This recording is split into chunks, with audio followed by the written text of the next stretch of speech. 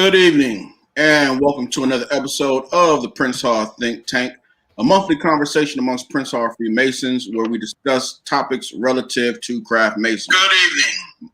My name is Brother Antonio Caffey, and I'm a proud past master of St. Mark's Lodge number 7, located in Columbus, Ohio, where currently Worshipful Brother Vance Williams serves as Worshipful Master.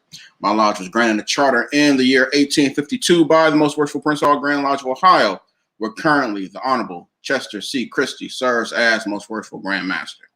Before I let the other brothers introduce themselves, as always, the views and opinions that are expressed by us this evening in no way reflect the views and opinions of the lodges and grand lodges in which we hold membership in. Also, while you're on our YouTube page, please take advantage of our chat option. A lot of great conversations will take place in that chat room while we're doing our presentations. So please feel free to take advantage of that. And while you're on our YouTube page, please go ahead and click the like button as well as the subscribe button so you can stay up to date with all things Think Tank. Without further ado, I'll let the other brothers introduce themselves, starting with Brother Morgan. Good evening, everyone. This is Past Master James R. Morgan III coming to you from the nation's capital, Washington, D.C. I have the honor and privilege of serving as the Worshipful Grand Historian and Archivist of the Most Worshipful Prince Hall Grand Lodge of the District of Columbia, where the Honorable Quincy G. Gant is presiding as our Most Worshipful Grand Master. I have the honor of also being a past master of Corinthian Lodge number 18, which is headed by none other than Worshipful Master Davian Gregory. Our lodge was granted a charter on March the 22nd, 1916, and I am so thrilled once again to be back here with you all on the Prince Hall Think Tank. Good evening, everybody, and good evening to the distinguished panel here. I'm glad to see everybody safe and sound. Thank you, Brother Morgan. Brother Jack. Good evening to all.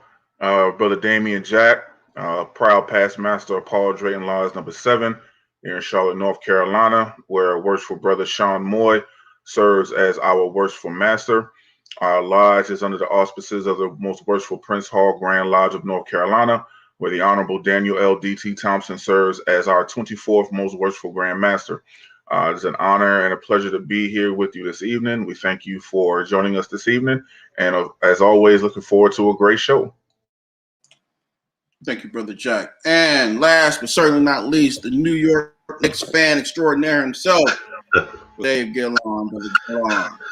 Hey, how's everybody doing? Brother Dave Gillon, past master of Mount Pisgah Lodge number 53, located in Columbus, Georgia, where Brandon Durr serves as our Worshipful Master.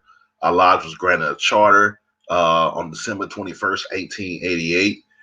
This lodge is under the jurisdiction of the Most Worshipful Prince Hall Grand Lodge of Georgia, where the Honorable Corey Shackelford Sr. serves as our 18th Most Worshipful Grand Master. I have the pleasure also of serving as the Worshipful Grand Historian for the Most Worshipful Prince Hall Grand Lodge of Georgia. It's a pleasure to be back. I've been somewhere everywhere. If you definitely on my Facebook page, see I've been all over the place these last couple of months. More importantly, I've been having my pom-poms, everything else for the Knicks on the current 9-game winning streak. We'll talk about that more at the end of the show. Did Dave Gillum just admit to having New York Knicks pom-poms? Yes, he did. Yes, he did. We're just going to sit with that for a minute. And moving on back to and for all of those that are new to the show, yes, it may not be on the agenda, but we do have an unofficial New York Knicks segment of the show, each show that Brother Gillum is on. So just prepare yourselves for that. All right.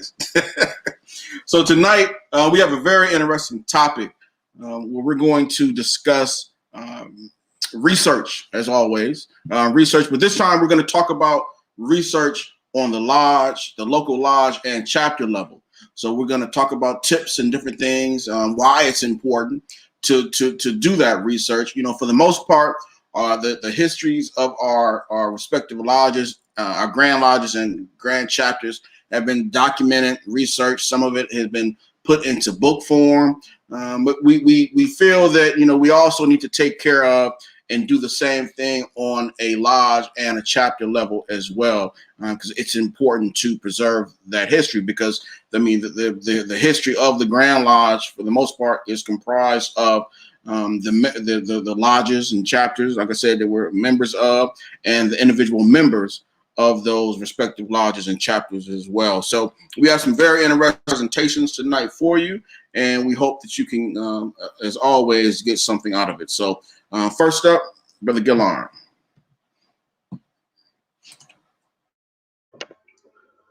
All right.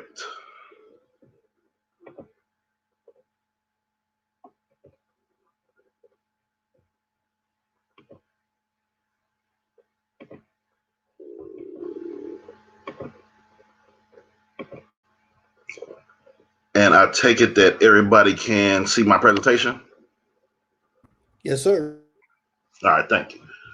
All right, so as I was looking at different avenues of or different approaches when it comes to researching lodge history. So I just titled this researching lodge history. I'm going to cover several different areas. So the first thing you want to do when you're researching your lodge history, you want to write out your plan. You want to identify exactly how you want your lodge history to look. If you want to be short and sweet, that way, as somebody you have a prospective new member, and when I say lodge, I'm including the chapter as well, because you can adopt this same stuff for your chapters, your commanderies, or any organization that you're part of. So you want determine if you want this history to be short and sweet. That way, you're looking at maybe like a couple of paragraphs or one page, or if you want to be very detailed. That way, you can eventually put this in the book format. So you want to write out your plan, determine exactly how you want your lodge history to look. Secondly, you want to determine how in-depth you want that history to be. Do you want to just scrape the surface? You want to talk about just the highlights of the lodge. If you want to get down and dirty, and you talk about all the other little things that may have gone on inside your lodge or your other organizations. Probably the biggest thing is setting aside ample time for research. This is not going to be an easy project.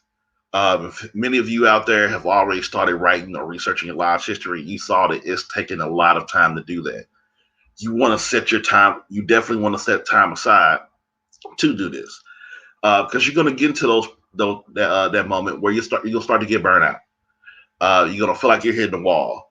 So you probably need to just go on to do other things, then come back and do your research your lodge history. But the biggest thing, set aside time to do this. And don't when you start to feel like you're getting overwhelmed, step away, because you're gonna find yourself like up in the middle of the night with different ideas, different things you didn't look at. You want to read certain things. Make sure you set aside time and make sure you stick to it. And that goes back to the first bullet of writing out your plan. Once you set that time, stick to it. Gather your sources. And over the next few slides, I'm gonna talk about various sources that you can use to help research your lodge history. All right, so when I talk about how in depth you want to go. All right, so what you're looking at now is the dispensation for Bradwell Lodge number 4, which is located in Columbus, Georgia. That lodge is now Lewis Hayden Lodge number 6. The dispensation was granted, by then the Most Worshipful Grand Lodge of Georgia, which is now the Prince Auger Lodge of Georgia, in October 1870.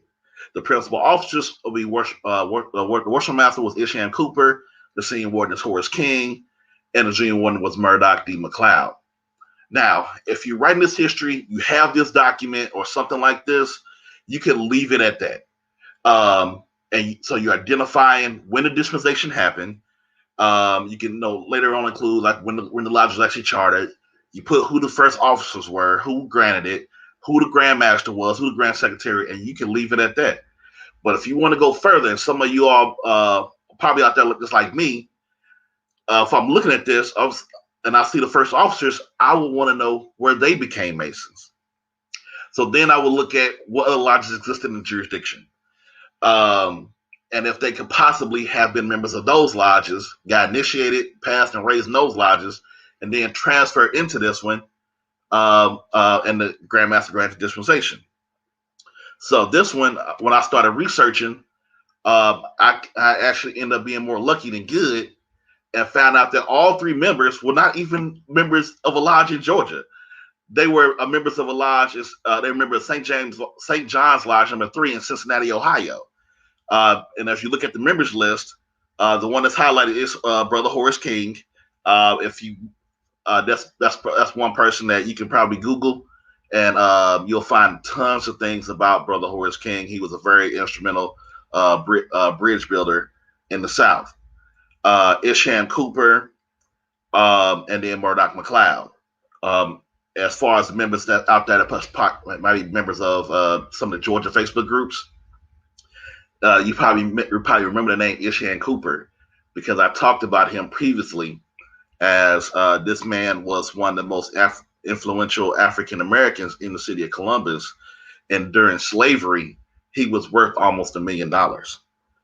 And that goes into doing further research, or seeing basically how far down the rabbit hole you want to go to know not only what lodges that these people were members of, like what was their professions, where did they live, where were they from, what did they do, how did they operate, what was their network. So that all determines how in depth you want this research to go.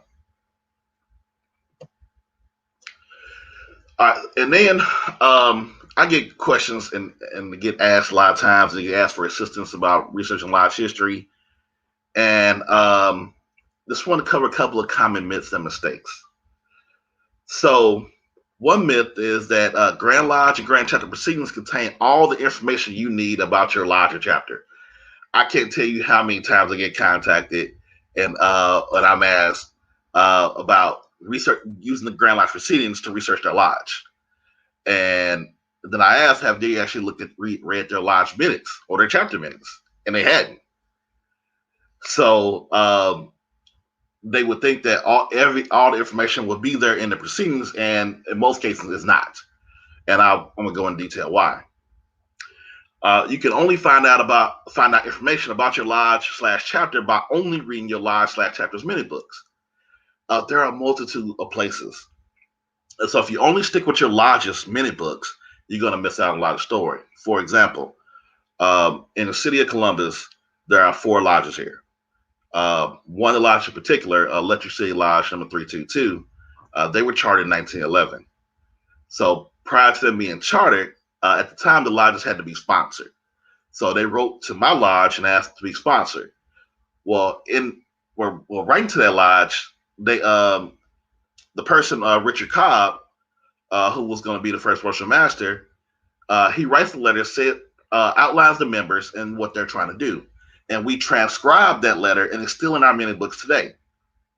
So a lot of the early struggles that the lodge had going on are actually contained in our lodge's minute books. So sometimes you have to look at some of the surrounding lodges' minutes to see what was going on, to get different sides of the story, what happened was stuff that was going on in your lodge. So if you're only looking at one story, so you're only looking at your lodge's minute books, you may miss some of the story. And one thing that I always hear is they didn't keep good records back then because they could barely read or write. These were some of the most, especially when it comes to Prince Hall lodges and Grand lodges. When you talk about the late 1800s, early 1900s, these were some of the most educated men that they're probably more educated than us now. While I look at our proceedings book, dates back to 1870. The handwriting is immaculate. The earliest book that we have in Georgia is Hilton Lodge's Treasurer's Book, which dates back to 1866. And in that Treasurer's Book, it was written by a former slave. We have document. This man was a former slave, and his handwriting was immaculate. His counting was on point. These guys they kept very detailed records. Like the lodge that I mentioned earlier, Bradwell Lodge number 4, which now we'll say number 6. They have their minute book from 1871. These men were just coming through slavery, and their handwriting, their minute books, everything was completely immaculate. They detailed everything. including like when the Grandmaster was coming into town, and not only that he was coming into town, what train that he was taking to get there, and where he was going to stay when he came in town. So they kept very accurate records. The key thing is to learning where those records are and actually taking the time out to go read through them. One of the most underrated things, I believe, is using newspapers to do research. You think about now. Many of you now, when your lodge has a function, whether it could be something small as a fish fry, you could have a cookout, you can have whatever you have going on. You're gonna go to social media. You're gonna go to Facebook. You're gonna go to Twitter, Instagram, whatever you're gonna do to advertise it. These brothers did the exact same thing then. And that also covers another myth that Masonry was so secret then that you could not find out what was going on. I can tell you firsthand that's not true at all. If you look here, the lodge, Bradwell Lodge, was having a picnic, so they advertised it in the Columbus newspaper. This was in May of 1873, and you see on the right side, the worship master was put out an advertisement via the newspaper for brothers to meet at the lodge for the funeral of Brother York Beard. So they always advertise in the newspaper. If you're in Georgia, one good tool that you can have at your disposal, if you Google Georgia newspapers online, you should be able to come up with a link, and it has a free access to numerous Georgia newspapers. So that's something that you can use for free. You can use newspapers.com. I like using Genealogy Bank. If you're using Genealogy Bank, especially if you in the Georgia area, or really that one, it doesn't matter where you're located at. That will give you access to a lot of good newspapers. And in Georgia, it will give you access to the Savannah Tribune, which will give you a lot of information about what was happening in the Grand Lodge, the Grand Chapter, and various lodges and chapters. Because lodges were, if they had elections, if they had a dinner or a benefit for maybe a widow or something like that, it would be talked about in the newspaper. So using newspapers is probably one of the best things. There was one brother that contacted me, and he was out of Missouri. I was standing in line at Popeyes, and he said he couldn't find anything about his lodge. It took me all of probably about 30 to 45 seconds to use newspapers.com, and I sent to multiple articles about his lodge.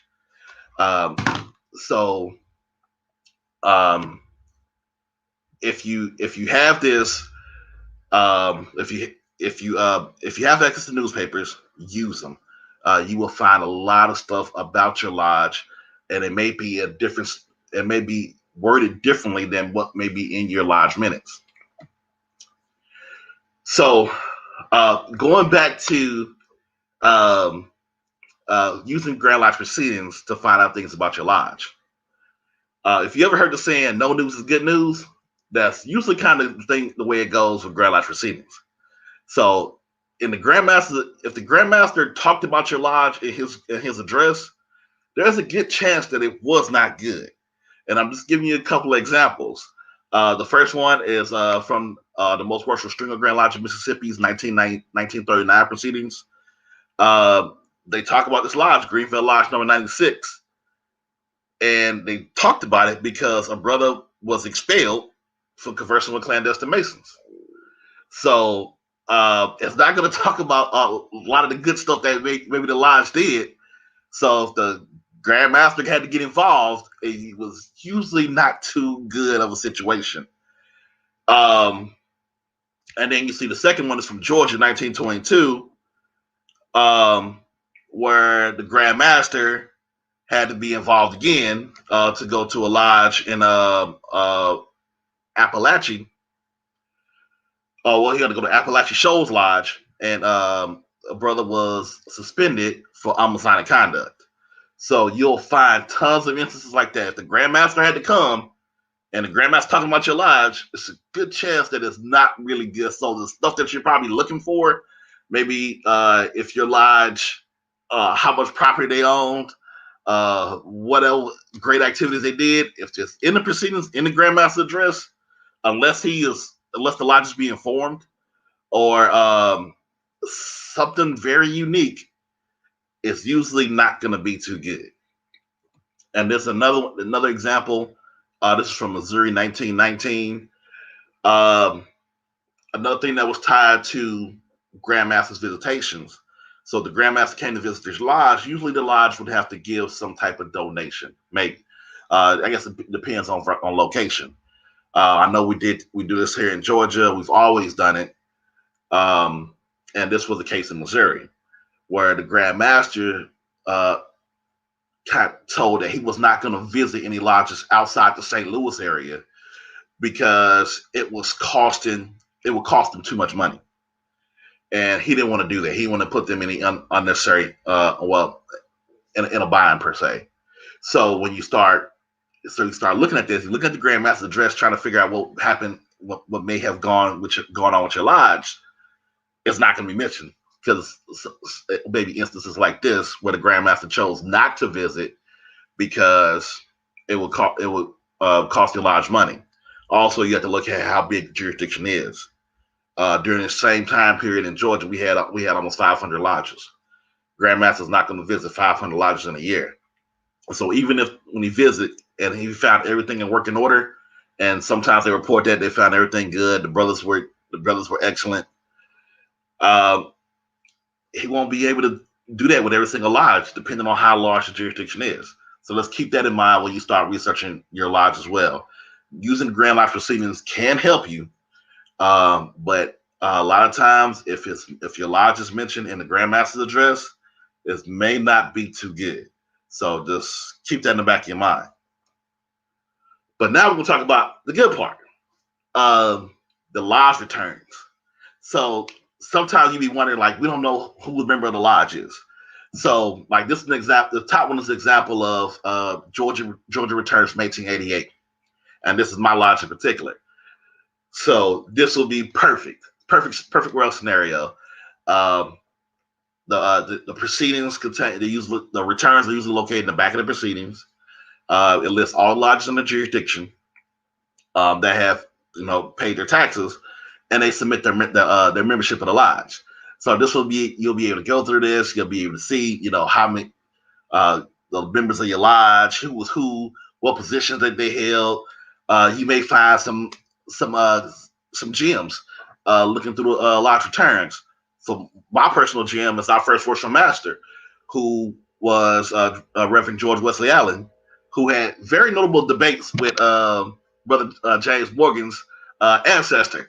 So those two were historically connected.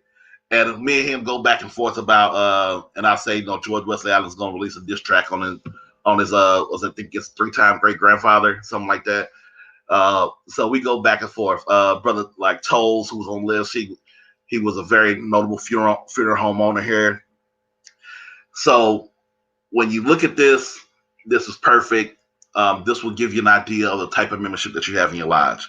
And these are the lodge returns. It won't tell you stuff that's going on inside the lodge. It won't tell you what happened in the meeting, but it will give you an idea of the membership of the lodge. So if you're trying to find membership rosters, go to the Grand Lodge proceedings, and hopefully they contain the lodge returns. And I said hopefully because of what's in the middle. All right, now what's in the middle is from my 1922 proceedings. So when you think about how large the jurisdiction is, we had over 500 lodges. There was no way the Grand Lodge could print the returns of every single lodge in the jurisdiction. We're talking about multiple pages long just to cover that, and it would drove the cost of printing way up. So this year they chose to only list the worship master and the secretary. So if you're looking for like who's a member of your lodge and for some reason you don't have lodge minutes to cover that time period, and you run into a situation like this, there's really not too much that you can do.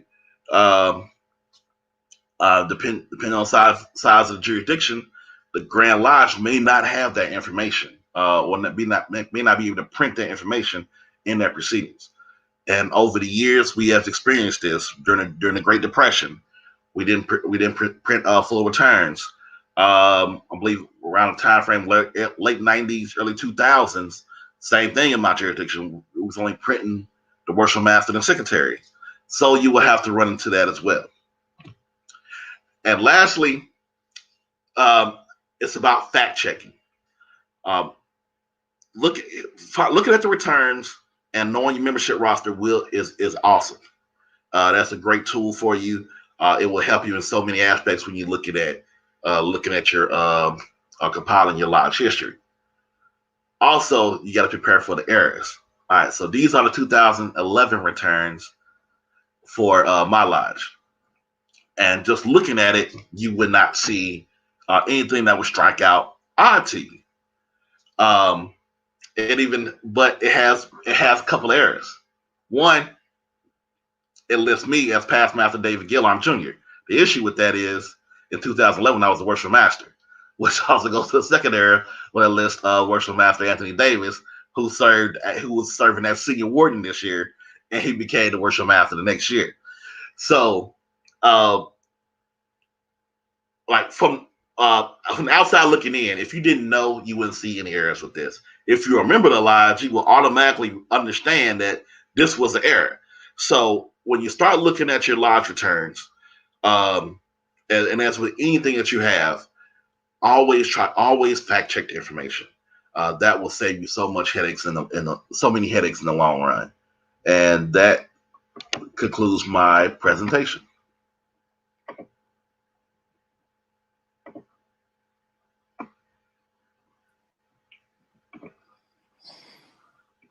Thanks, Brother Gillard. Well, I think it froze up. Can you hear me? Yep.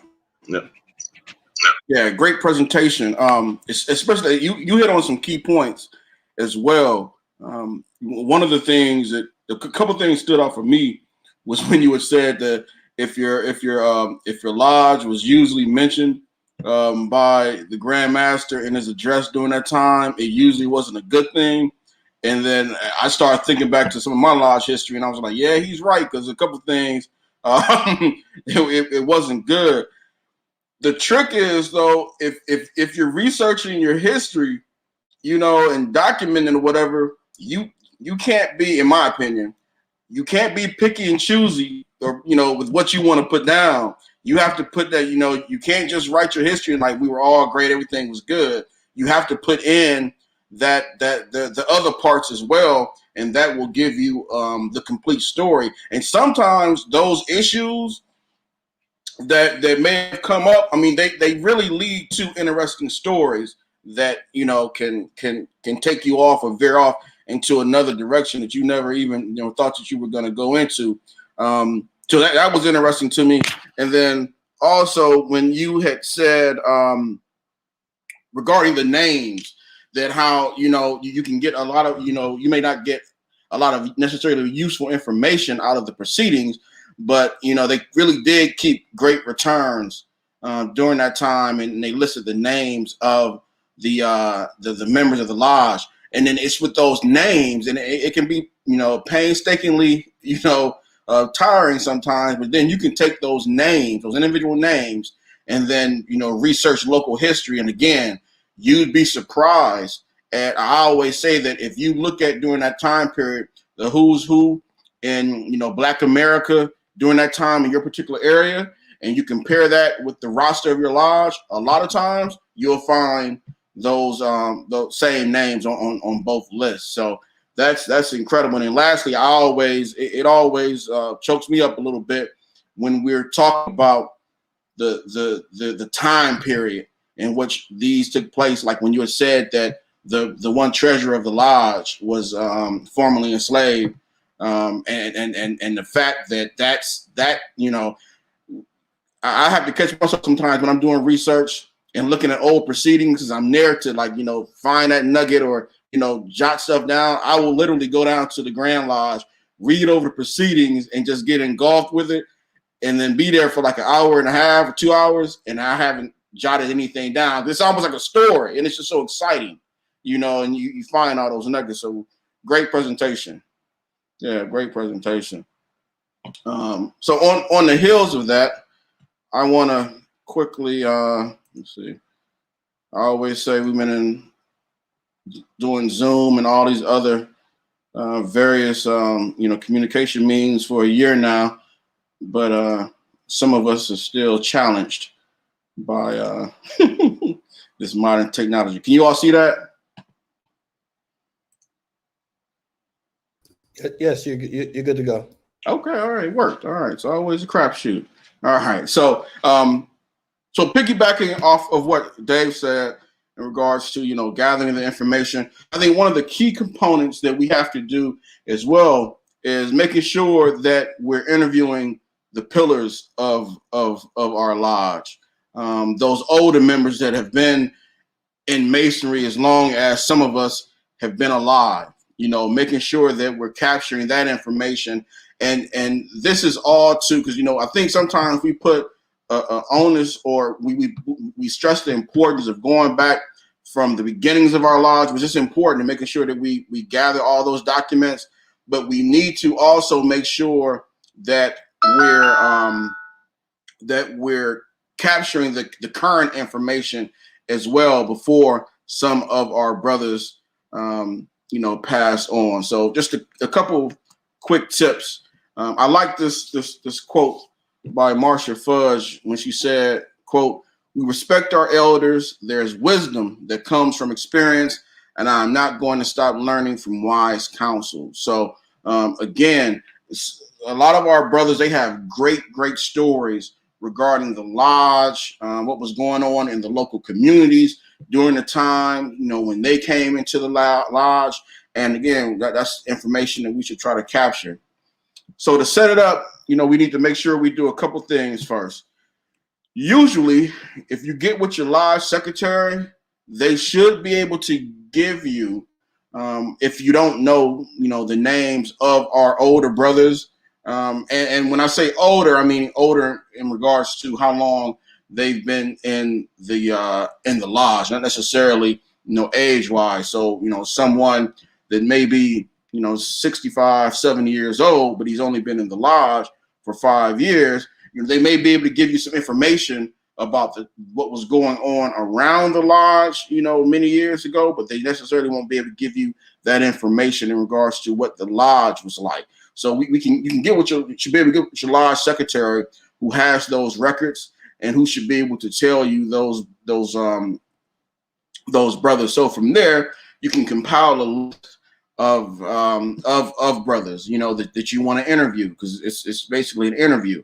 And the proper equipment, again, modern technology, if you have a phone or, which has a video camera on it, or if you have a separate video camera or whatever, that's really the only thing you need, just you're videotaping them, and you're going to be asking these questions. And then from that video, not only will you have the information, but you'll also be able to preserve the likeness. And it's one thing to read some information, but when you can hear a brother's voice and the feeling that's conveyed when they're talking about some of these things, that's another thing. And I think it's a beautiful thing. So just a simple phone or camera, and that's all you need.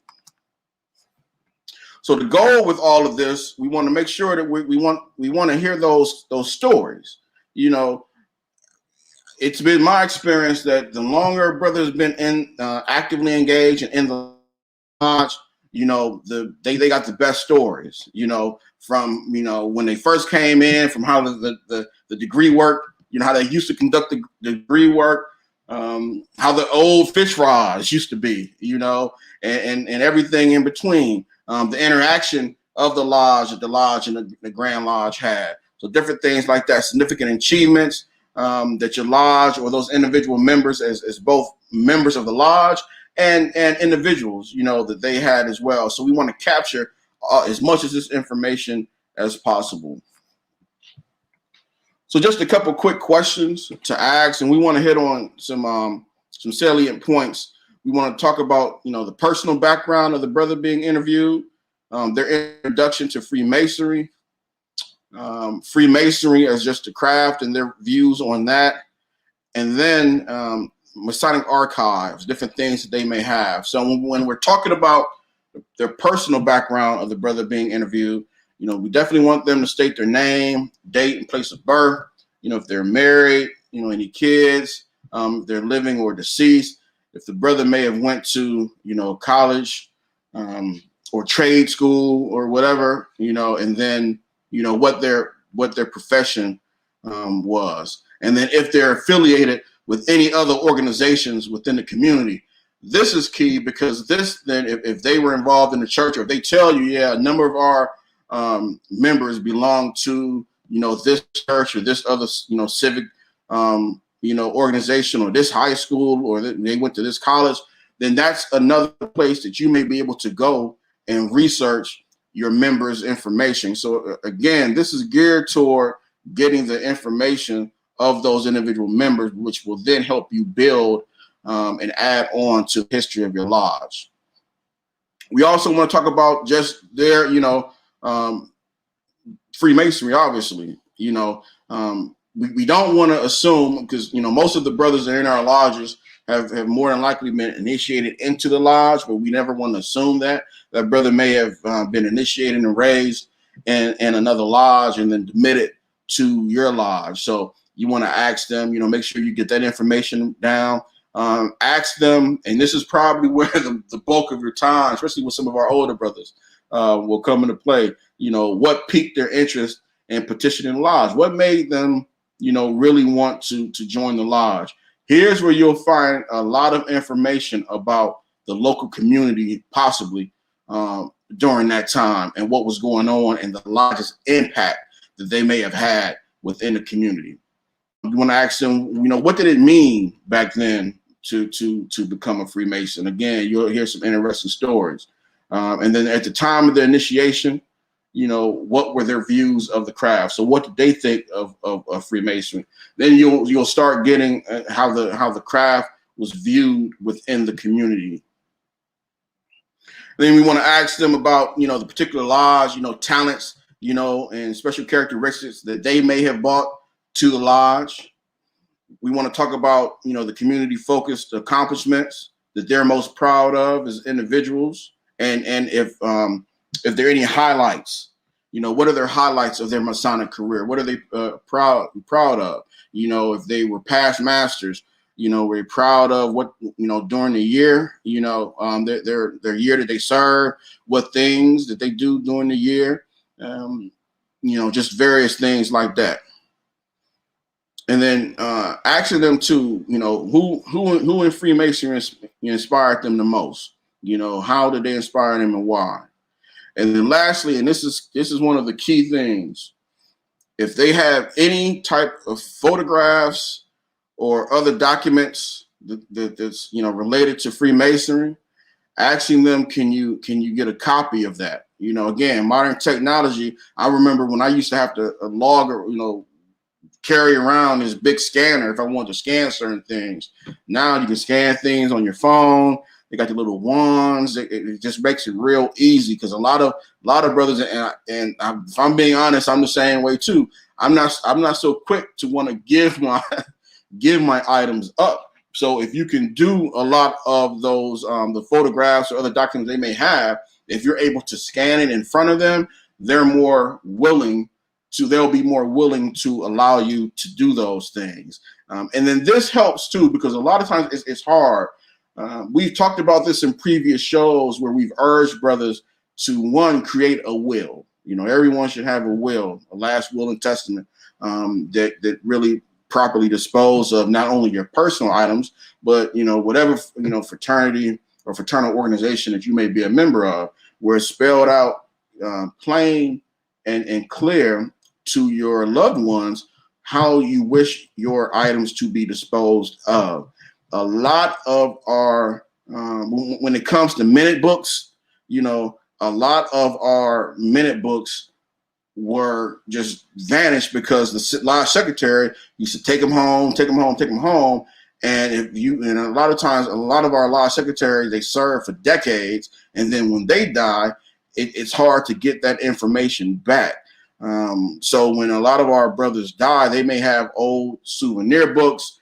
They may have old Grand Lodge, booklets or just just various things, letters and different things like that that we don't never really get to view because they have a box that's located in the back of the closet that no one knows about, and then they pass on, and they when their loved ones are cleaning out the closet, they don't know the importance of it. They may contact the lodge, they may not contact the lodge, and they dispose of it. So while you're conducting these interviews, asking them if they do have any photos or different documents, and then being prepared to copy those things while they're there, I think that would go a long way. So again, just something quick, making a quick lessons on how we can ensure that we're talking to these brothers while they're still with us today and trying to gather all of that information, so that the trick is to make it as easy as possible for those people that will be filling our shoes 20, 30, 40 years from now, so they don't have to look as hard as we're looking, because we're preserving that history that's current today for them. So that's all I had regarding interviewing our pillars. All right. Up next, Brother Morgan. Thank you, Brother Caffey. Man, this is really something. I feel like we got another classic episode on our hands, in part because you and Brother Gillarm knocked it out the park as usual. And I want to especially thank you, because interviewing is something that I really enjoy doing. I don't think I'm really going to talk too deeply about that in my presentation, but I just want to acknowledge that, Brother Caffey, because it's something that we don't think about a lot of times until it's too late. So I definitely want to encourage folks to follow Brother Caffey's wise counsel, ancestors for that matter, and get that done. I'm going to go ahead and share my screen. So y'all, I hope y'all are writing this stuff down, and also making sure that you all are dropping your questions in the chat as well, because we will do our best to get to as many questions tonight before we sign off. Let's see here. Share screen. We're going to do this. Boom, boom, boom, boom, boom. And you should all, do you all see that? You see that there? Excellent. And I think it's got the wrong display up. All right, there we go. Now we should be good. All right. So the title of my presentation is Into the Archives of the Lodge. And so we're just going to get right on into it. Oops. All right.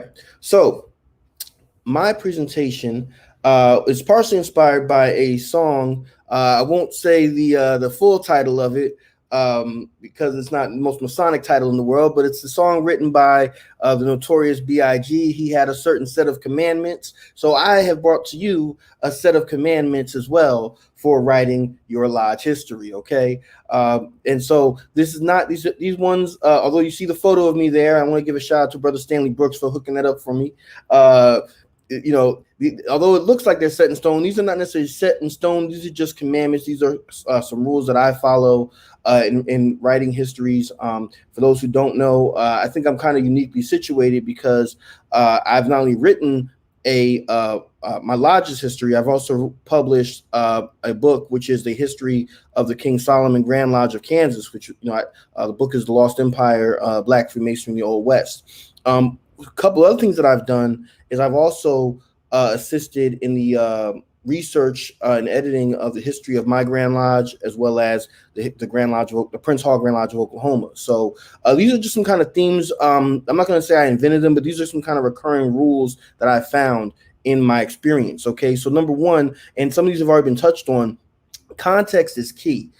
For me, if you're writing a lodge history or a Grand Lodge history, I think it's very important that before you even get to talking about the Masonic stuff, you need to make sure that you are thoroughly getting an understanding of the physical, political, social layout of the time and the location where that organization was started, okay? I personally love reading about the early periods of lodges and Grand Lodges because it should be somewhat unique. Prince Hall Freemasonry in New Jersey does not look the same as Prince Hall Masonry in Florida or Prince Hall Masonry in Canada or Prince Hall Masonry in California. Each one of those jurisdictions is different. Same thing for the Order of the Eastern Star. Okay, so that context is key. I don't want to hover on that too much because it's already been touched on, but I just want to reaffirm that. Okay, you want to choose a methodology as well. There are several different ways to write a history, as one of our repeat guests, Brother Tahuti Evans, always likes to remind me. One of them is a chronology, the other is a narrative. Okay, so are you just going to write a chronology, meaning this was Grand Master A, this was Worshipful Master B, this was Worthy Matron C? Are you going to go just by that, or are you going to try to tell more of a story? There's not necessarily a right or a wrong way, but you can get two different results from those different methods. So definitely make sure you think about that. Researching your sources. Brother Gillarm has already touched on that, so I won't delve into that further for time's sake. Review and vet your sources. Okay, that's already been touched on as well. I would just add that it's very important that you have well-informed brothers and sisters to review your work. And as the late, great Joseph Walk said, verify, verify, verify. You want to check all your sources available. That's both written and oral and anything else you can find to try to make sure that you are portraying an accurate picture of whatever it is that you're writing. Okay. Identifying key people and events. Again, that goes back to context. Everything that's important or relevant to your organization's history may not necessarily be found in official Masonic records. Look at what's going on in the Black world in your city or nationally during that period. Okay, to get a better understanding of, once again, the context. And sometimes you may have to talk about people and events that seem to be unrelated, okay, to get to your point. I'm not going to give too much away, but I'm actually in the midst of writing something right now about a past Grand Master of my Grand Lodge. And in order to fully do his story justice, I actually have to start 2 generations before he was even born. And when that comes out, you will all see that. But I had to start 2 generations before he was born, partially because one of the things that I found was not only did he come from an important Black family in the DC area, but he also was related to some very important Prince Hall Masons who were a generation or 2 before he was born. Okay, he was actually related. One of his uncles was a charter member of our first lodge. And I think one of his uncles might have been one of his other uncles may have actually been our first Grand Master here, but that's neither here nor there. Again, looking at those different things can help inform what you're doing. All right. Again, developing your framework outline. Okay. Very, very straightforward. You want to have an idea of where you're starting, where you're ending. Are you going to do a full history? Are you just covering a certain time period? Are you just focusing on a biography of just one individual or a group of individuals? These are things you want to think about. Next, I know this sounds simple and it sounds like this is redundant, but right. My brothers, my sisters, I cannot tell you how much it gets under my skin that we have a lot of knowledge in our organization, but we're not necessarily putting pen to paper and we're not publishing it at the rate that we might necessarily should be. Okay. And that includes myself. There's no big eyes, little U's here. Okay.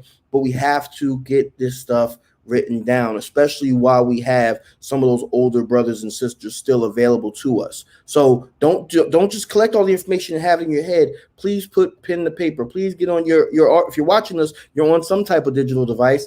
Just go ahead and start typing it up, and don't worry about if it's wrong or what have you. You can fix the errors. You can fix typos. You can work on your writing by editing. That's point 7. Edit. And I personally, as good of a writer as I think I am, I do not edit my own work. I always give it to 3, 4, maybe 5 other people. And I know Sister Hackett is in the chat tonight. She can definitely testify to that because she's edited several things of mine. I want to give a shout out to Sister Hackett. Okay, so please make sure you're editing not only for content but for grammar, punctuation, spelling, etc. You want to present something professional. All right. Review again. You're not infallible. So make sure you go back and make sure you dot all your I's, cross your T's, double check your facts, triple check. Please make sure you do that. It's only going to make you better. Publishing, okay? Publishing your history, whether it's as a book, whether it's as just a simple booklet, whether it's just make it available in some type of way, even if it's just online as a PDF on your lodge's website, your chapter website. Okay, make sure that your accurate history is what's available, because you may have some false history out there, and James Morgan comes along and takes it and repeats it, and you don't want that. So make sure you have it out there somewhere where it can be seen, and of course promote it, especially if you want to try to do a book or something for profit. Make sure that you're promoting it, advertising it correctly, sharing it, speaking about it, etc. And who knows, you may even end up on the Prince Hall think tank, as some folks already have. All right, so moving on. All right, so Grand Lodge formation. I think Grand Lodge formations are very important, as has been alluded to earlier, because it provides further context. Okay, this photo is of the Most Worshipful Prince Hall Grand Lodge of DC. And as you see here, I've listed out our first 4 lodges that we had. Okay, Social Lodge number 1, established 1825. Universal Lodge number 2, which is now Universal Lodge number 1, located in Alexandria, Virginia. Okay, established in 1845. Then we had Felix Lodge number 3 in 1846. Those 3 lodges came together on March the 27th, 1848, to establish the Most Worshipful Prince Hall Grand Lodge of DC. And roughly a week later, Hiram Lodge number 4 was chartered. Now that should be kind of interesting. Within a week of the Grand Lodge being established, Hiram Lodge number 4 is chartered. Why is that? Well, the reason why that is, and not to get too into detail, is that when you had the merger of the 2 Grand Lodges, the first independent African Grand Lodge and the Hiram Grand Lodge in Pennsylvania, those were the 2 mother Grand Lodges of Prince Hall Masonry in DC. During that period, the Hiram Grand Lodge was getting ready. They almost had done it. We're getting ready to establish another lodge in DC, which would have been Hiram Lodge number 4. That's why they have the name Hiram, because they came from the Hiram Grand Lodge. Again, understanding context, and sometimes even in the names of your lodges, you can find there's much information. For example, Social Lodge number 1, their name actually was used as a cover to hide the fact they were a Masonic lodge, because when blacks would get stopped, or the brothers would get stopped, they'd say, "Oh, I'm going to the Social Lodge," and they didn't want the authorities necessarily know that they were practicing Freemasonry. Okay, then you had Universal Lodge number 2 in Alexandria. Felix Lodge number 3. Why did they name themselves Felix Lodge? Well, Universal and Felix both came from the Hiram Grand Lodge. Felix Lodge number 3 is named after Felix Dorsey, who was a district deputy Grand Master from the Hiram Grand Lodge of Pennsylvania. Okay, so even understanding the names of these, especially if it's named after a person, who was that person? Okay, very important thing to consider. Moving forward. So I'm going to talk very briefly about my lodge, Corinthian Lodge number 18, and just understand, to give you all some context of Corinthian. My lodge initially was established as an irregular or a clandestine body back when John G. Jones and Henry C. Scott were running wild, apparently. Not to get into too much detail, but long story short, the brothers were approached by H.C. Scott and John G. Jones, and they said, "Hey, you guys want to get a lodge started?" They said, "No problem." According to my Grand Lodge's proceedings, they specifically said that they wanted to be in the same order of Masons as was H.R. Butler, who was then presiding as Grand Master of Georgia. And I think Dave Gillarm knows a little something about H.R. Butler. Okay. John G. Jones and H.C. Scott told these brothers, "No problem. We're all the same. We're all Masons. Let's do it." The problem that came in, though, was that they were not of the same order of Masons. And so these brothers, although they got their lodge established, were in fact irregular. Thanks to Grand Historian Darrell Hodge of the Most Worshipful Prince Hall Grand Lodge of Oklahoma, we actually have been given this document, which is from the Washington Bee newspaper, May 3rd, 1913, which documents that on April 7th of that year, Grand Master, so-called, H.C. Scott, instituted Corinthian Lodge number 13, ancient free and accepted Masons under dispensation. After usual routine, the craft was called from labor to refreshments. Okay, this pre-establishment, before we became a Prince Hall affiliated lodge, was always alluded to in my lodge's short history that we have that's in our bylaws. Okay, now one thing that I will note, again, context is key. Well, actually, two things I'm going to note. One is that this source is the Washington Bee newspaper. As was already alluded to before, checking newspapers. A lot of times the brothers and sisters would use some of the same news outlets. So learning about what news papers were popular among your jurisdiction is very key. In DC, the Washington Bee, the Intelligentsia, the Colored American, those are papers that were very important that were publishing Black information, okay? So understand and learn that, okay? That's one. Two, always leave no stone unturned. For me to look at this, I'm sure there's some folks who will say, well, it says Grandmaster H.C. Scott. He must have been a Grandmaster, right? Wrong. We actually have the proceedings to show that Henry C. Scott was an expelled Mason from St. John's Lodge number 12, if I'm not mistaken, here in the Prince Hall Grand Lodge of DC. So he's an expelled Mason who's now gallivanting as a Grandmaster, setting up lodges, okay? So very important thing to understand. Again, not something that you're necessarily going to find just looking at my lodge's history, but context is key. Moving forward. So what happened? Well, fortunately for us, one of our early brothers, Brother William C. Cody, was originally from Georgia. And as the story goes, according to our proceedings, he attempted to visit a lodge in Georgia, the same lodge that, in fact, Grandmaster Henry R. Butler was a member of. And when he got there, he approached the Tyler and was found to be totally ignorant of important facts that should have been well known to any regularly made Master Mason, to include the fact that he was ignorant of who the true leaders were of legitimate Black Freemasonry in Washington, D.C. Grandmaster Butler was apparently at this meeting, and he knew William C. Cody. I'm not sure exactly how. He may have gone to church with him or something. I don't know. But somehow he knew him but not as a Master Mason. And when Brother Cody relayed to Grandmaster Butler what had occurred and how he had so-called become a Mason, Grandmaster Butler helped him to realize the error of his ways. And he literally, I believe, made a phone call or wrote a letter to then presiding Grandmaster Nelson Weatherless, who was presiding over our Grand Lodge at that time, and informed him of this. Grandmaster Weatherless established a committee, which then saw to it that these brothers were properly interviewed and they were healed and set aside as Corinthian Lodge UD, now Corinthian 18. Okay, we are very blessed in Corinthian Lodge 18 to have some very well documented information, to include this photo of our charter day. Okay, I really love this photo. Because not many lodges, especially lodges that are significantly older than us, can say they have a photo of their charter day, but we can. Okay, this photo was taken by the Scurlock brothers, who were a very prominent team. They were brothers, as it sounds. They were very important Black photographers here in Washington, D.C. at the time. And one thing I try to leave no stone unturned. You can't see it probably on your screen, but this photo, if you look very closely at the wall, you'll see 3 links, because this Charter Day celebration was held at the Oddfellows Grand Lodge, which that building still does exist here in DC. So again, that's a very important, it may sound like nothing, but that's a very important little detail for us as historians, right? Understanding time as well as place.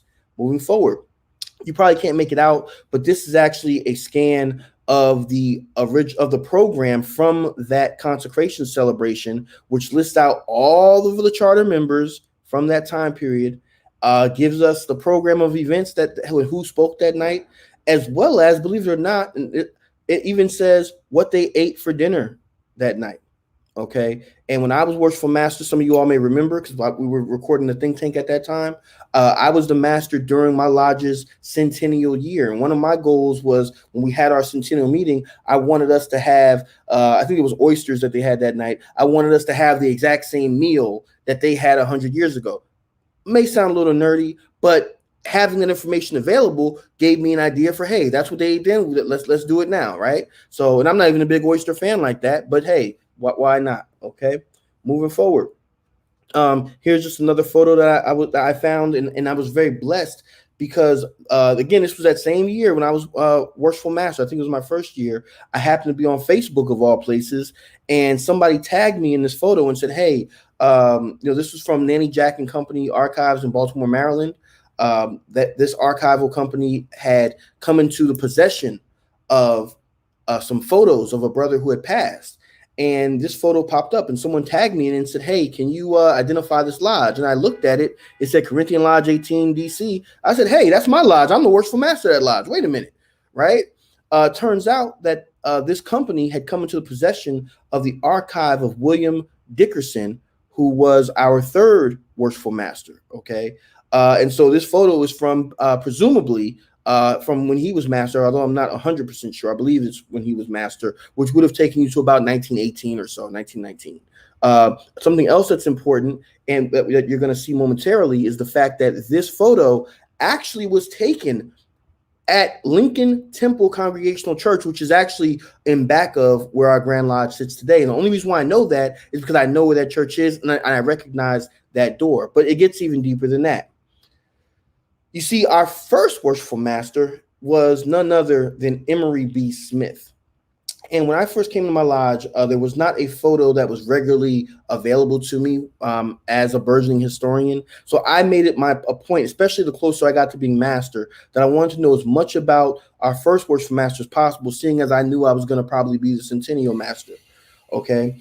So just really quickly, Reverend Emory B. Smith was born June 12, 1886, in Raleigh, North Carolina. He attended the school called Hampton Institute.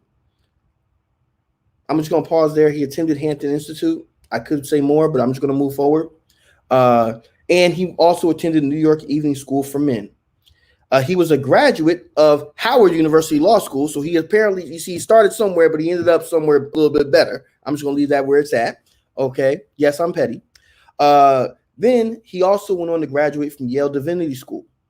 He was the founding pastor of Lincoln Congregational Church, the same church that I just mentioned on the last slide, right?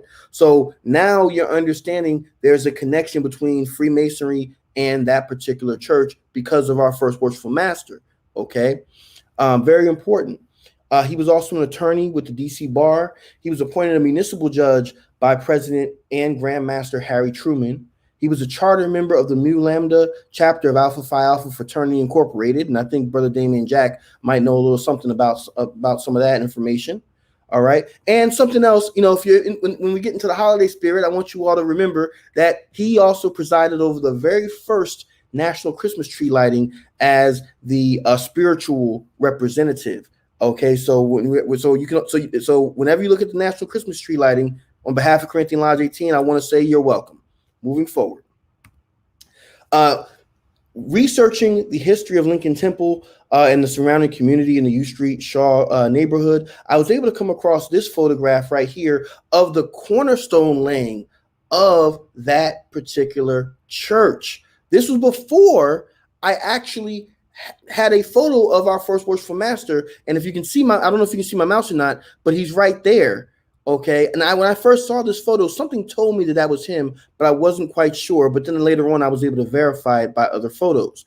Very interesting that they're doing a cornerstone ceremony, because if you see some of these guys here, some of these brothers, they're wearing collars, whether they were acting, and even right here, whether they were acting as Freemasons or Oddfellows or Elks or what have you, I'm not 100% sure. But it still gives you a better understanding of the context where my lodge, as well as this church, were when they were set up. Okay, probably our most famous member. I don't even say probably. He is our most famous member. Believe it or not, I'm probably number 3 or 4, but our most famous member would be none other than Bishop Edgar Amos Love. He was a charter member along with our worshipful Master Smith, and he was one of the founding members of Omega Psi Phi Fraternity Incorporated, which was founded at none other than my alma mater, Howard University. And I think Brother Caffey knows a lot about that. Again, understanding context. Our first worshipful master was one of the earliest members of Alpha Phi Alpha in the DC area, if I'm not mistaken. Another one of our early members was literally one of the founding members of Omega Psi Phi Fraternity, but yet they were in the same lodge. Very interesting. They have connections to Howard University, right? So these are all institutions and organizations that, in writing and researching the history of my lodge, I had to familiarize myself with a little bit of the history of Alpha Phi Alpha in the DC area, as well as the early history of Omega Psi Phi, because these are founding members of my lodge. Okay, so you can't just look at the lodge, you got to look elsewhere. Okay, moving forward. So lastly, I'm going to wrap up here. Remember to document your living history. Okay. Remember to document yourself. Even if you're not a past master or an officer, or a past matron or an officer, you're still a brother, still a sister. It's important that you write down your own information. Nothing necessarily secret, but make sure that at least your family or others have a way of knowing and documenting what are all those certificates. Like if you all can see behind me, what are all the certificates? What's all this regalia that grandpa left behind when he died, right? Have some way or means or an archive somewhere where you can donate those things to that will properly preserve that information. Record oral history interviews with older members. I'm not going to delve into that because Brother Caffey just gave us the blueprint. Save, archive, and catalog documents such as photos, speeches, and programs. And I can tell you all, I love the fact that my Grand Lodge has a library. I love the fact that I have a key to that library. One of the things that I regret is that my Grand Lodge, we have a great archive. We have a great archival program in partnership with Howard University. We have a lot of photos, especially from the 40s, 50s, and 60s, and we have no idea who most of the people in them are. I really regret that. Fortunately, with the technology we have today, that doesn't necessarily have to be the case. So make sure that you start off doing the right thing so that way you can create good habits for yourself and your organization going forward. Okay, share the history of your lodge with new members, other lodges and chapters in your district and jurisdiction, etc.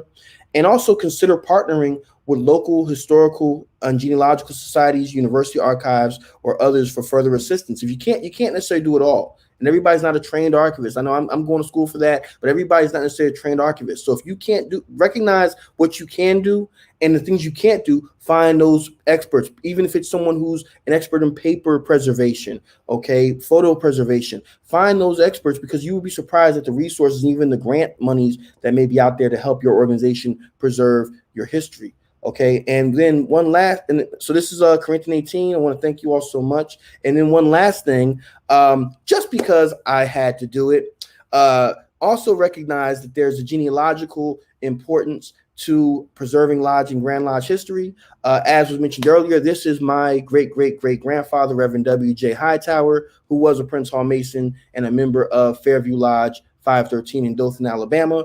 And I purely added this slide in to remind everybody that although he and Reverend George Wesley Allen had many debates, I purely added this slide in to remind everybody that Reverend Hightower won every last one of them. Thank you all. Have a good night. God bless.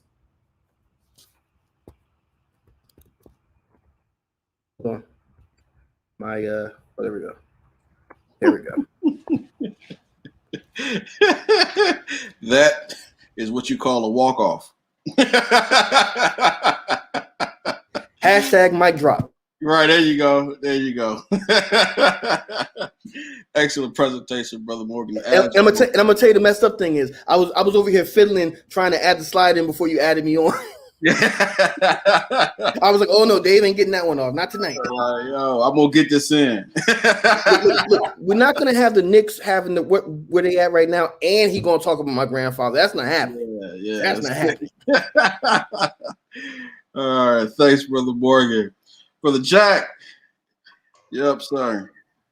Yes, sir. So I have the undaunting task, as I will say, to back cleanup for this evening. So let's go ahead and get started.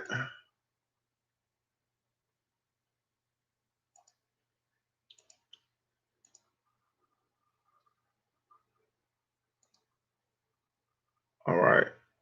Can everybody see my screen? Yes, sir. All right. So I kept the title for this evening as opposed to as far as the title of the show, documenting square work. And before I actually came on as a permanent panelist of this show, I did not consider myself a historian, nor do I still consider myself a historian. But I do put myself in a mindset of a historian, as we have on this show of three grand historians and three brothers who really, as you can tell by this show, really put in the work of putting the history together. And so being around these brothers, it helped me understand the importance of history. So first, I start off with reasons to know your history. Former President Teddy Roosevelt said, the more you know about the past, the better you are prepared for the future. Winston Churchill said, those that fail to learn history are doomed to repeat it. One of my favorites, it says from Cicero, to remain ignorant of history is to forever remain a child. And Marcus Garvey stated, a people without the knowledge of their past history, origin, and culture is like a tree without roots. So my purpose of starting out with these quotes is to understand that in order to know that where you're going, you have to understand where you've been and understand the importance of where you started from. So my overview of my presentation this evening, and understanding when your lodge or your lodge or chapter was established, understand that year, what was going on during that time. So I consider that the year review. What are some of your notable members of the lodge, as we have been talking about this evening? Some notable members in the lodge, and finally how they connect to the city and area that you are in. So tonight I want to talk about my lodge, Paul Drayton Lodge number 7. Paul Drayton was chartered Tuesday, September 10th, 1872. It is the oldest Prince Hall Lodge in Charlotte. Our first 3 principal officers were A.B. Shank, who served as worshipful master, James Pfeiffer, who served as the senior warden, and W.M. Pether, who served as the junior warden. Now, one of the things that you will realize as you look up your history, and Sister Christina Hackett touched on it in her comments, that a lot of times when you look up in your history, you will notice that you don't necessarily see brothers' names actually spelled out. A lot of times you will see their initials, their first 2 initials, and their last names, which can cause a serious headache when trying to look up the history. But I will say to continue to be diligent, because you'll never know what you will find. In my lodges this year will make 149 years that my lodge has been in existence. We have had 65 worshipful masters, 3 of those who have served multiple terms. Past Master Hood Jordan, Past Master Eugene Neal, and Past Master James Witherspoon, who currently serves as our District Deputy Grand Master for the 32nd District. So looking at the year in review, what was going on in 1872 during that time? So I looked at locally and I looked at nationally.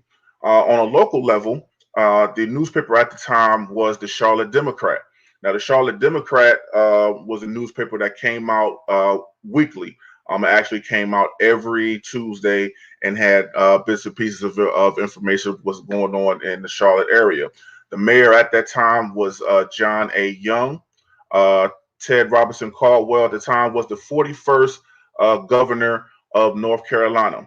And at the time, past Grandmaster James Walker Hood was elected the 17th bishop of the AME Zion Church here in Charlotte. And he was also a delegate for the Republican Party at the 1872 Republican National Convention. Nationally, the president at that time was Ulysses S. Grant. Paul Lawrence Dunbar was born during this year. Elijah McCoy, who was a famous inventor. At that time, he was granted the patent for lubricators for steam engines. And I did this one particularly for Brother Morgan. This big piece of information, Charlotte Ray, who was considered the first African-American female lawyer in the United States. She is a graduate of Howard University School of Law.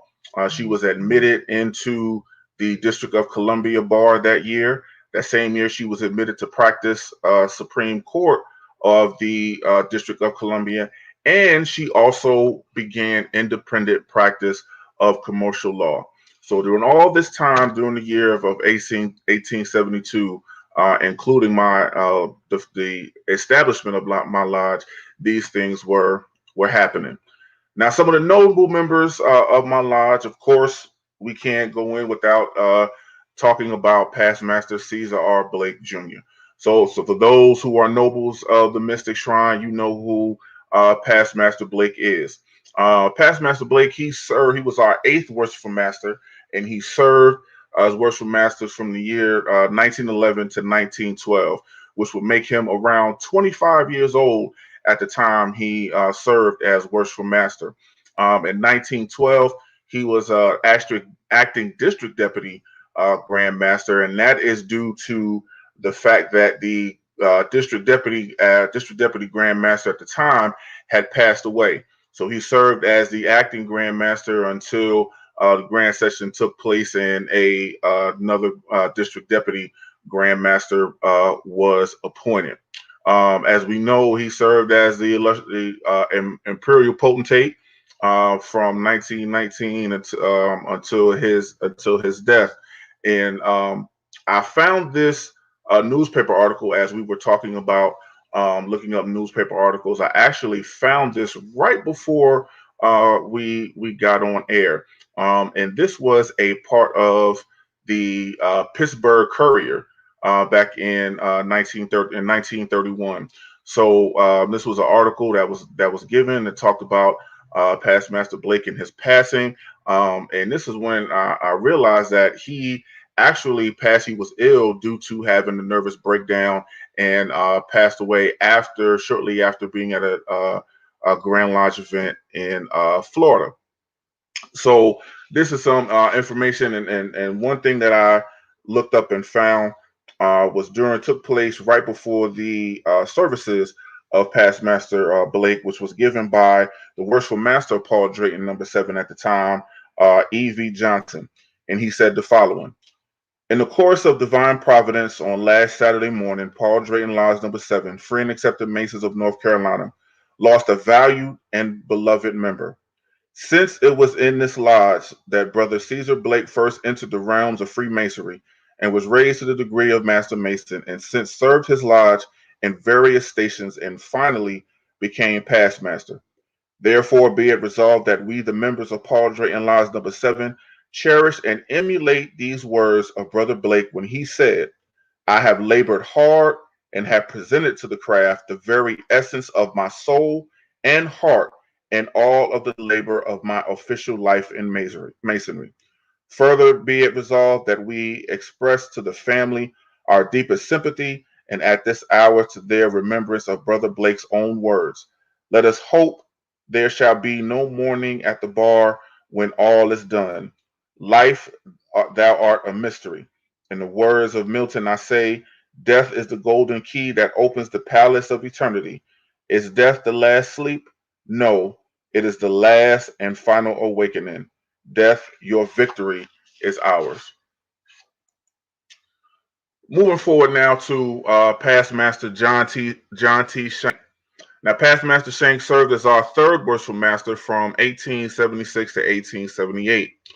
Looking up history on him, he was born a slave in Cleveland County, North Carolina, and he was able to buy his freedom for him and for his wife. He served in the Union Army during the Civil War with the Stoneman Raiders.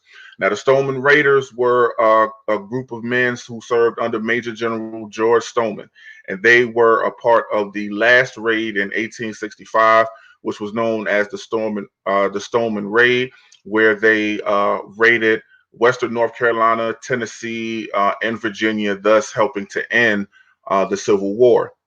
After coming out of the war, Past Master Shank helped organize the Republican Party in 1867.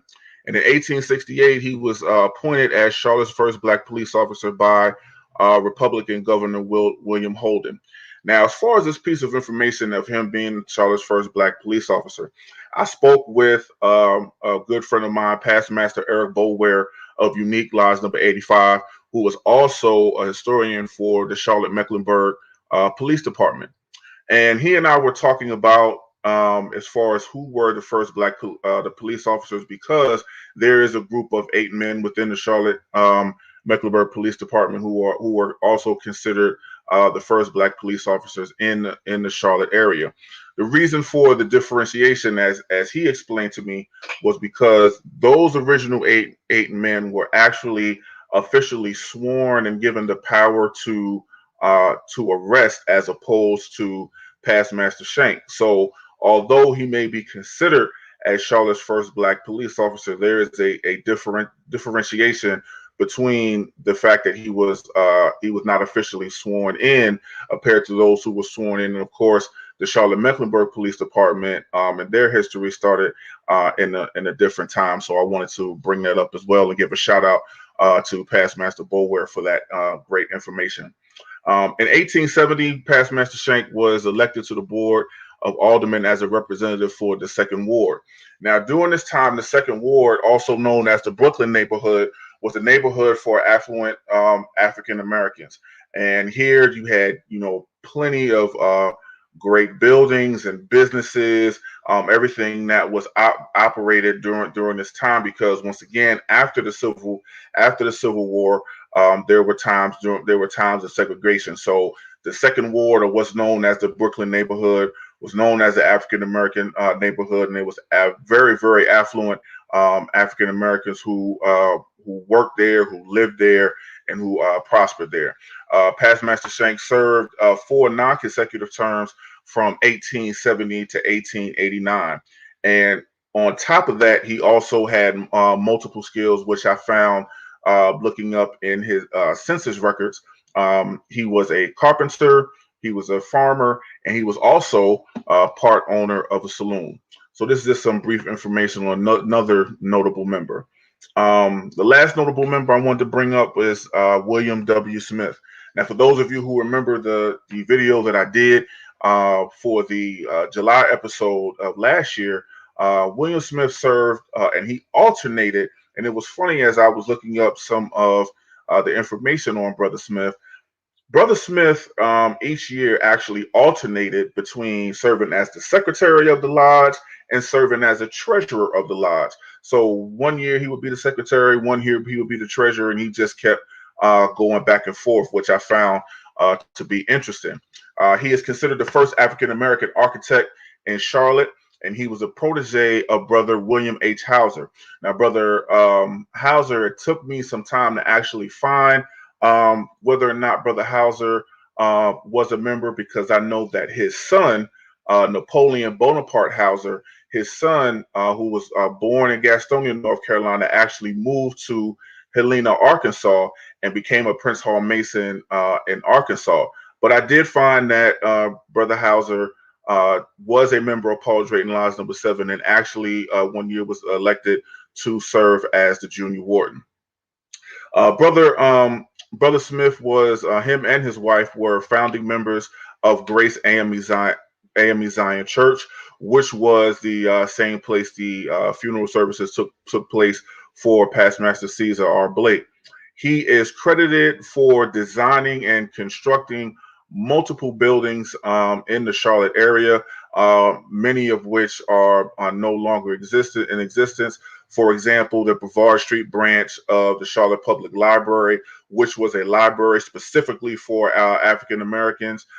He designed and constructed the AME Zion publishing house, and is most famous for designing the Mecklenburg investment public building.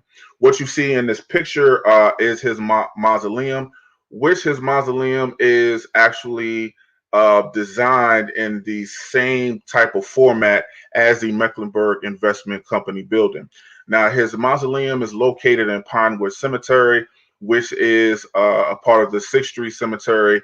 During that time, Pinewood Cemetery was designated only for African Americans. So his mausoleum, and there's one other mausoleum which is the same exact style he actually built, are the only 2 mausoleums in that cemetery. So with Brother Smith, he was also connected, as we wanted to talk about how our notable members are connected, and as Brother Morgan and Brother Caffey and Brother Gillarm have been connecting the dots. Brother Smith was also connected to Livingstone College. And for those who are understanding the history of Livingstone College, we know that past Grand Master James W. Hood also orchestrated the building of this college. But Brother Smith was considered to be an instructor for their industrial department. He was known for restoring Ballard Hall and designing Goler Hall and Hood Hall. So he has a connection to Livingstone College. What I also thought to be a great connection is Simpson Gillespie United Methodist Church, which is right around the corner from my house. Given a bit of history on the church, in 1866, you had a group of Bible students who were former slaves who met under a birch tree arbor on South Graham Street here in Charlotte to start the beginnings of the church, and originally was known as Simpson Chapel Methodist Episcopal Church. That later in 1867, the name was changed to Simpson Memorial Methodist Episcopal Church, and one of the charter group actually met in the home of past master A.B. Shank. And they met in the home and assembled and got together and had church until 1873, when the trustees were able to buy some land and build on that land. In September of 1969, Simpson Memorial merged with Gillespie United Methodist Church, which is a white congregation, and now you have the Simpson Gillespie United Methodist Church. So I thought that it was very, very interesting how in the beginning this group met in the home of past master A.B. Shank, who A.B. Shank is the brother of past master John Shank and is our first ever worship master of Paul Drayton Lodge number 7. Some of the resources that I use that's been talked about this evening, newspaper.com, which has great articles dating back to the early 1800s. Census records are good. As we talked about, sometimes it's really hard to look at the census record, even if you have certain information, because you only have initials, you don't have the name spelled out. And then when you look at people like, John T. Shank and A.B. Shank, they were born as slaves. So, a lot of times you won't get a lot of information because they won't, the census records won't have them under the same type of census during that time of slavery. But because of what they did, because of them being notable members, I was able to find more information on them, and you're not going to be able to get that with everybody. I do want to take this time. I know past Master Caffey talked about interviewing and talking with older members. So I want to take the time to give a shout out to a brother that is pictured here with me, past Master James Harrell. Past Master Harrell has done pretty much everything under the sun in terms of Prince Hall Masonry here in North Carolina. I'll say almost everything. He has served as a Grand Worthy Patron for our Grand Chapter. He has served as a District Deputy Grand Master under 2 Grand Masters, past Grand Master Parker and past Grand Master Fitch. And under the current tenure of Grand Master Thompson, he serves as the chairperson for the Western Regional Community Service.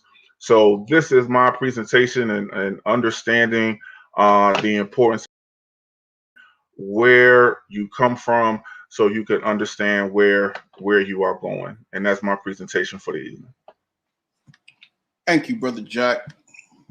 Excellent presentation. And as all of you can see, how we set it up tonight, Brother Morgan, Brother Gillarm, and myself, we gave you the individual parts. And then, through Brother Jack's presentation of his lodge's history, you can see how each of those things were actually used to help comprise that history. So again, thanks to you. Thanks to all the brothers for, once again, excellent presentations. Brother Morgan, questions? Well, I know we had one question that came up a couple of times, and so I'm just going to throw it over to Brother Gillarm. Brother Gillarm, you used a term in your presentation about lodge returns. Can you explain what that is, please? Absolutely.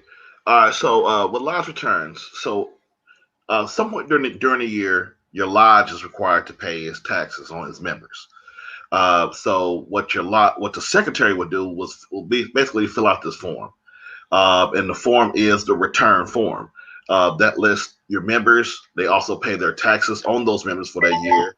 They list how many members have been initiated, passed, raised, suspended. So it's basically a return is basically a fancy word for lodge membership for the year, or lodge membership activities for the year. And so you may go through different Grand Lodge proceedings, and maybe a particular lodge that you know that was in existence during that time frame is not listed. And that will be because they did not pay their taxes or not submit that form along with their monies to the Grand Lodge in time for the Grand Lodge to account for that, and then print those names and the numbers of members initiated, passed, raised, suspended, expelled, whatever it is, into those proceedings. And at the end of those proceedings that you saw in the presentation, not only will it have the lodge name, sometimes it'll also include when the lodge met, the membership numbers, how many of those members were past masters, if there was any grand masters in that lodge as well, and along with the number of initiated, passed, and raised. So hopefully that will answer your question. Thank you very much. We had an interesting question here from Past Master Bird, who wants to know, who is your lodge's longest serving worshipful master? If you know, I know who our longest serving master is in Corinthian 18, because he came right after me. Our longest master in Corinthian 18 is Past Master Leroy G. McDonald II. Past Master McDonald served 3 terms, three consecutive years. 2000, I want to say it's 2003, 4, and 5, I think, or 2, 3, and 4, something like that. And then he came back and served another 3 consecutive years following me. So he was master in 2017, 2018, and 2019. So he served 6 years total in Corinthian 18, making him our longest serving master. So that goes back to what I was talking about earlier, what we talked about earlier about documenting the living history, as Past Master, as Brother Caffey mentioned. That's an important milestone. And so we had to make sure that we acknowledge that. And I did acknowledge that in our lodge's written history that I wrote. You other brothers want to answer that one? Yeah, I'm just going to go off the top of my head. It was a brother by the name of Robert Grayer. Robert Grayer served 2 consecutive times. I believe his total time that he served as worshipful master equaled somewhere between 50 to 20 years. He was a very influential brother in the area. Served on several Grand Lodge committees, but Robert Grayer is the longest serving one. I believe his first time he may have done between 10 to 13 years, and the second maybe 5 to 7 years. Wow. I know we had 2 brothers serve 5 years. Our first brother was actually our first senior warden, Hanson Johnson. He served from 1855 to 1858, and then served again from 1871 to 1873. Then we had Past Master H.R. Davidson, who served from 1885 to 1890, so 5 years. And we had some other brothers that served like 3 years or 2 years here or there, but that was the longest terms. And as far as my lodge, it would actually be multiple ties. We have most of our worship masters have served anywhere from 1 year to possibly 3 years. There was no one who's actually served no more than 3 years. Even in serving multiple terms, they haven't served no more than 3 years. So it would actually be a severe tie on who served the longest, especially if they were consecutive terms. I know myself, I served 3 years from 2011 to 2014, so I would be somewhere in that tie, but most of them served anywhere from 1 to 3, so nobody who really served any longer than that. And I just want to add on, put one thing in context, especially when it comes to Georgia. Serving long tenures is really not, it wasn't uncommon during that time frame. From 1894, this might blow some people away. From 1894 to 1990, we only had 4 grandmasters. Wow. 4. So, and, all 4, with the exception of X.L. Neal, who was the last one, died in office. Between Dobbs, Neal, and H.R. Butler, each one served almost 30 years each. So long 10 years here during that time frame was, I mean, that was kind of normal. And I think it's important to point, because I know when I first came to the lodge doing research, and I used to see that in some grand lodges with the grandmasters and some lodges long serving, I used to always question it. But then I grew to like appreciate it somewhat and really have the mindset that if it works for that jurisdiction, if it works for that lodge, it's okay. So, and that's the beauty of masonry, where, one thing and how it's done in one jurisdiction, it may not be. I can't judge another jurisdiction or another lodge based off of what's in my lodge or what's in my jurisdiction. And I think when you're researching, if you have that viewpoint, it's going to lead you to a lot of unnecessary places. So that's almost like the Pittsburgh Steelers only having 3 or 4 coaches since the 70s. Right. Wow. There was one other question here that I thought was very interesting, and I'm actually going to defer to one of you brothers, maybe Dave, maybe best suited, I don't know.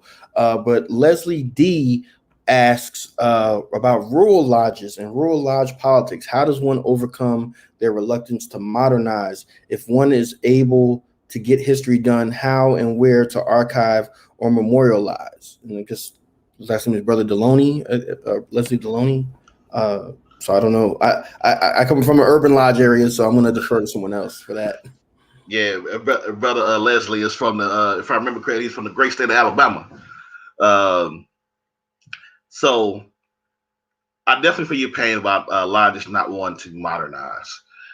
Sometimes it's more of fear of not knowing or feeling left out. So I face this in my own lodge.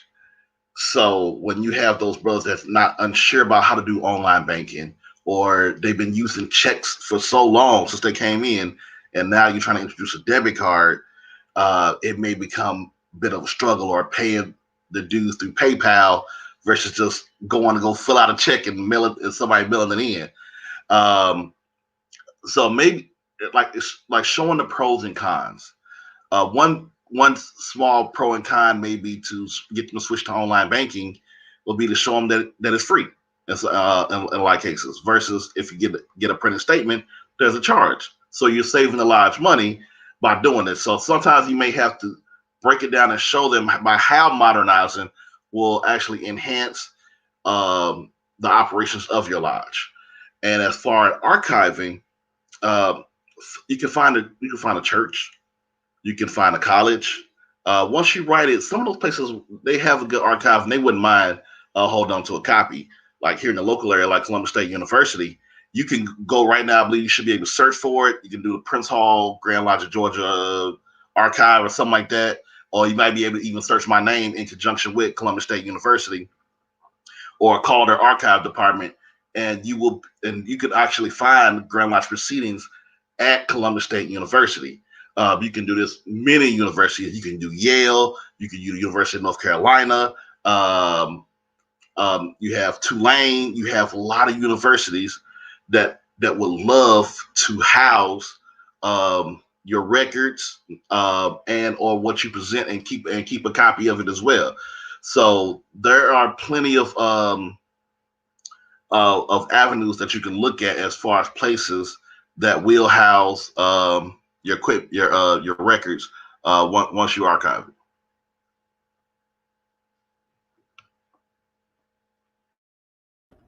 Thank you so much, Brother Gillarm. Brother Caffey? Yes, sir. That's it? Yeah, I think that's it. Okay. All right, sounds good. Thank you.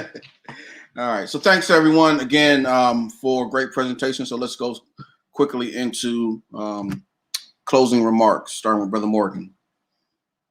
Well, this has been enlightening as always. I want to thank my brothers here for always making this a fun endeavor. I want to also send a special shout out to my lodge, Corinthian 18, and to my worship master Davian Gregory, because Corinthian, we are a lodge with a very deep history, as has been mentioned today. And I'm very honored to not only have served as the 91st Worshipful Master, as a Centennial Master, but I'm also honored to have helped document that history and present it for you all this evening. Look forward to seeing everybody next time. Godspeed. Thank you, Brother Morgan. Brother Gillarm. Thank you. Yeah, this has always been great. It feels great being back with everybody. Over the last couple of months, one of the biggest projects that you all seen, and it was live streamed, was the Broken Column ceremony that we had here in Georgia for past Grandmaster William McTerry. For those that don't know, I'll keep this extremely short. I started research on past Grandmaster Terry. This was long before I became Grand Historian, even before I became my district historian. I was the worship. I believe I was the junior warden of the lodge, of my lodge, and being in Georgia, you hear a couple of cities, Savannah and Atlanta. Maybe don't make it in there too, but like Columbus was kind of like thrown on the back burner. And I knew we had a Grand Master here, and I wanted everybody to know about it. So I started this researching about him. And then when I started researching, I found out that he was the Grand Master when he died, which means that he should have gotten the same broken column that John Wesley Dobbs and X.L. Neal, who has an asterisk, but X.L. Neal got as well. So I presented in 2012, I presented my research to the District Deputy Grand Master, Freddie Grissom. He asked me a bunch of questions. He looked over everything I had and he said it was solid. I was absolutely correct. There was an oversight done. He should have received a broken column at the time of his death in 1901. It's a project that I wrote. Sister Hackett can probably tell you that I've wrote papers about this in undergrad. She read them. I just want the world to know about William Terry. And when we did that ceremony, it's a lot into it. So it wasn't easy just doing the research. We had to do the ground penetration to make sure that nobody was very outside the plot. If the column had to be, if it was too big, to make sure it wasn't over anybody else. So I was out there with the team doing that. We had to measure the column, design it, come up with what material is going to be made out of, pricing. So it was a lot it meant a lot to me. Past Grandmaster Terry himself means a lot to me. And it meant a lot to know that how many of you all were tuning in to help tuning in with us to honor past Grandmaster Terry. So I want to thank all of you all out there for doing that as well. And now to get to the good part, y'all know 9-game winning streak for the Knicks. I mean, I done heard everything on the show. I done heard about how the Knicks ain't winning nothing. When was the last time they did anything? Now we number 4 in the East and has the number 1 defense in the league. With Mitchell Robinson being hurt. So we're doing all these great things, but not once have I got an inbox and say, "Oh, Knicks is doing great." All I heard is, "What they gonna do in the playoffs?" It's like, what more do you want from us? We're giving you everything that we got. But as always, I love interactions. I love all of you all out there. Thank you for supporting us, and I look forward to seeing you all next month. Right, for those who are wondering why Brother Gillarm's feed didn't magically, mysteriously get messed up, I'm gonna let y'all know. I think he earned that after all these years. Yeah. Absolutely. You gotta give it to him. At least he's dedicated and consistent. Y'all don't understand. This goes back for, you know what? I have to go back and look at our very, very first show and see if there was a mention of the Knicks. Brother Jack. Like they said in the church, bless his heart. Bless his heart. Bless his heart.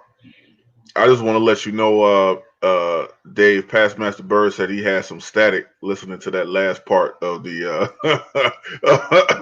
of your speech.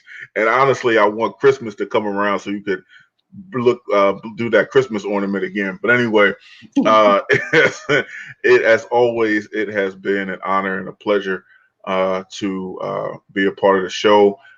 Truly hope that you not only enjoy the presentations that we put together this evening, but that you learn something from these presentations. As all of the panelists have said during this show, it takes a lot of work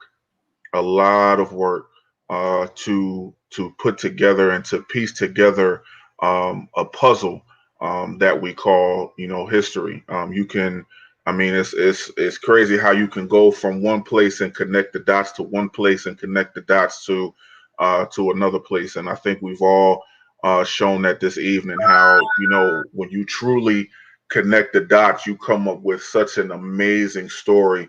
Not just about your lodge, but about just history in general, and how the lodge in general, how brothers of the lodge impacted so many. I told Past Master Bower this evening that when you look at what these brothers did, especially during that time frame, the number of skills that they had, the number of jobs that they had, what they did so much. Makes us look lazy today. Just the amount of things that they would do on top of being a brother. So I truly enjoyed this. This is just the tip of the iceberg. But as always, you could have been doing anything else, but you chose time to hang out with us. We thank you for that, and we look forward to seeing you next month. Oh, and in 2 weeks, it will be Mother's Day. So to all the sisters who are watching, who are mothers, happy Mother's Day to you, and to all the mothers out there, happy Mother's Day to you. Definitely. Thank you, Brother Jack. And again, thanks for once again knocking it out the park. Great presentations.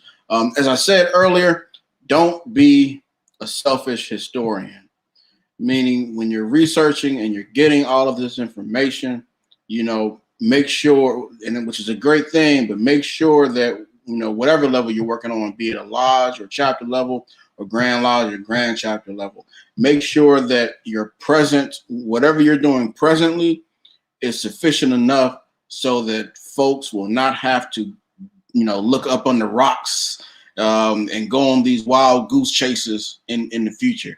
We owe it to the people that are coming after us to not only find the information and connect those dots, but make it as easy as possible for them. So don't be a selfish historian. Don't think that, okay, well, if I have to go through all of this, the next generation has to go through it as well. Let's not be that. Let's be the generation and make sure that all of our information is easily found. So again, thanks for joining us tonight. We hope you gained a lot of insight. And again, let's continue to teach masonry in our lodges and chapters. Have a great evening.